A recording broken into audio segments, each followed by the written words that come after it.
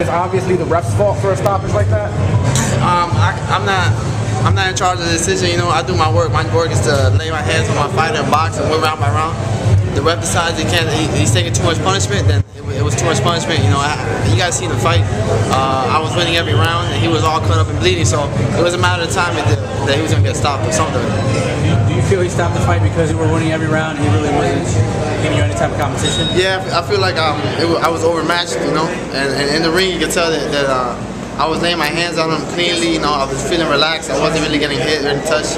I won every single round, and he was cut up, bleeding everywhere. You know, he was taking a lot of head blows, and I think it was just too much. You know, I think the referee understood it was too much. Like I said, that's his decision. My decision, my job is to win round by round. That's what I did. You know, eventually I stopped. Do you think it's unfair to get boos from all the fans, even though it's the ref's fault and not necessarily yours? Does that kind of make it sour? I mean, I'm not worried about it. You know, I'm not worried about it at all. Like, my job is to win, and I won. You know, that's it. On to the next. I'm happy with my performance. You know, I did what I had to do, and I'm just happy I won. You know, so that's it. And the knockout, he's a tough kid. You know, he hadn't been stopped in 5 years, so I know he was coming to fight, and I was doing everything I needed to do to win round by round, and that's what I did. You know? This is your first time going past 8 rounds. Is that something that you've been concentrating on doing in the gym? Is working on your endurance? Yeah. We asked for a 10-round fight. You know, our management team asked, you know, what do you want? 8 round or 10 round? He said, I think it's time to step it up. Let's do it 10 rounds. I think we're ready. And I was feeling good. You know, 9th round, I was feeling real fresh. I had a great training camp. You know, I did a whole month in Germany. A lot of people don't know that. I was in Germany for the whole month of March. Who were you training with out there? I was with Pedro Diaz, my trainer. He had another fighter, had one fight over there, so we went out to support him. Tyrone Spohn, what's up, bro? And we just decided to stay the whole month. You know, we decided to stay the whole month. We changed camp, felt something new. Great sparrings, and you know, great performance tonight. Tell us about being in camp with Pedro Diaz, being that he's worked with fighters like Miguel Cotto, Guillermo Rigondeaux, and people of that elite status. Yeah, it's great. It's Pedro has a lot of experience, a lot of knowledge, and he's just taking me to the next level. You know, my father did a great job with me. He took me to 12 knockouts, 10 knockouts, and now, you know, I got 2-0 with Pedro Diaz, and my father and him work alike, and they work hand by hand, and it's just been a great chemistry, and I've learned a whole lot. Every day I'm learning. I have a whole lot to learn. You know, this is just, I have a lot to learn. You know, and this is my first 10-rounder, and it's great. You know, working with Pedro is great. What's the difference in terms of what Pedro brings compared to what you had been learning in the first fights of your career? He's worked a lot on my conditioning. You know, I've always worked conditioning, but he works it in a different way. There's a lot of things that we do in the gym that I used to not work. He likes to work with coordination, a lot of coordination techniques in the gym, and a lot of mitt work. But it's all technical. Usually, it's all technical. He does the physical training and the boxing.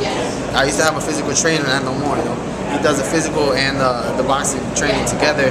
That's something different, and it's working out. So I'm happy. And what about his technical approach? You said that, are there certain things that he's teaching you that he's adding on that way? Yeah, he hasn't changed my style of fighting. As you can see, now I'm still boxing and sitting on my punches, but he works on every punch. You know, he wants everything to be perfect. The way I rotate my punch, my body, the way I work my footwork with my punches. It's all something we practice routine and over again, and it's great. Is there any?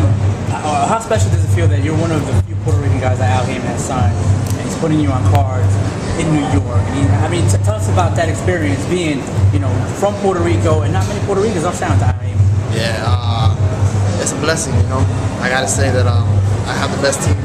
At this point in my career, I have the best team in my life. You know, I did my first 7 fights, my first year by myself, and it was hard. You know, it was grinding on myself.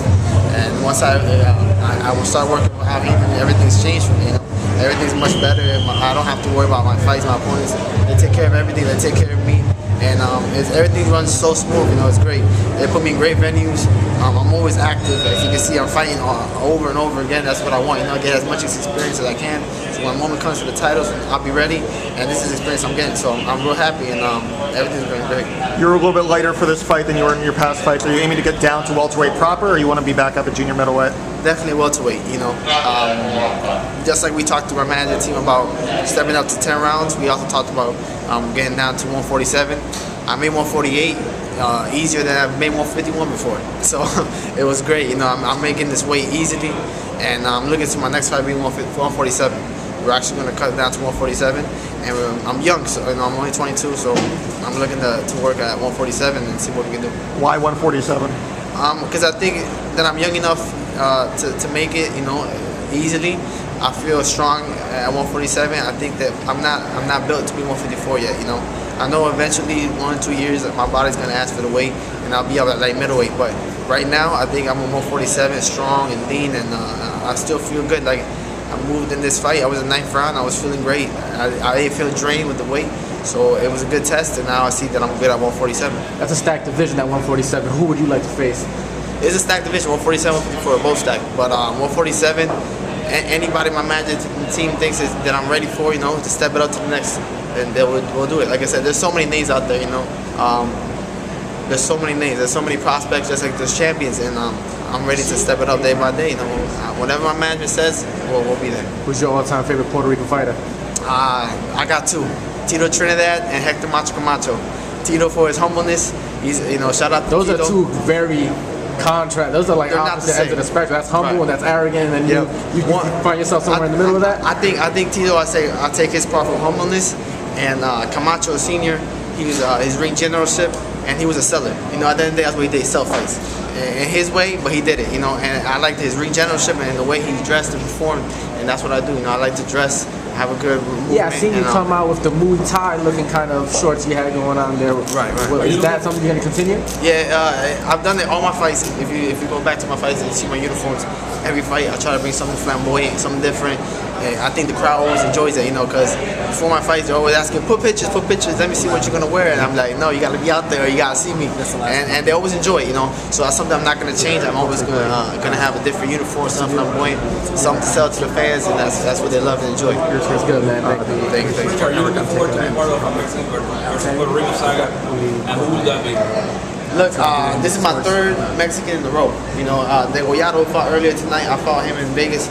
I fought my last fight, Munoz in Philadelphia, and now I fought another tough guy, Southern Mexican. If you want to bring another Mexican, then bring it. Mexicans always come to fight. I have a lot of respect for Mexicans. Tonight, Orlando Salido is fighting Rocky Martinez. What do you think about that one? They're fighting Puerto Rico, my island, in mi casa. Tough fight, Salido brings it always. He's 5-0 with Puerto Ricans, so it's gonna be a good night. Rocky's gotta be ready to fight. He's performing. He has his crowd behind him. I hope that helps him out. He's ready. He looks ready, but he's gotta come to fight. Salido is dangerous. Prichard, my last question, being that there's only one champion from the island, and there's been guys that have been rushed to get to be a champion because the island's starting for champions. They've been rushed. They never made it there because they've been rushed. How do you feel about that? How do you feel about how Al Heyman's moving toward the title shot, being that there is starvation for another Puerto Rican champion? Yeah, Puerto Rico's they only got one champion, Miguel Cotto, and they're looking for who's going to take the torch, to be the next, not just star, next superstar. And 147, 154 has always had the next superstar in Puerto Rico. Last few, Tito Trinidad, Miguel Cotto, and I'm looking to be the next Al Heyman Puerto Rican fighter to become a world champion and maybe superstar. He's taking my career slowly, at the right pace. I have 13, now 14 fights, and he put me in 10 rounders. So, as you can see, we're stepping it up. We're fighting veterans, we're fighting people who can fight, come to fight. And but he's taking my career at the right pace. I have nothing to complain. He's done a great job with me, and he'll decide. When it's time, it's time. And I'll let him do that. That's why he's my manager, and that's why he's taking care of that. My job is to keep training and do my work whenever whoever puts in front of me. I saw you for a moment in there, switch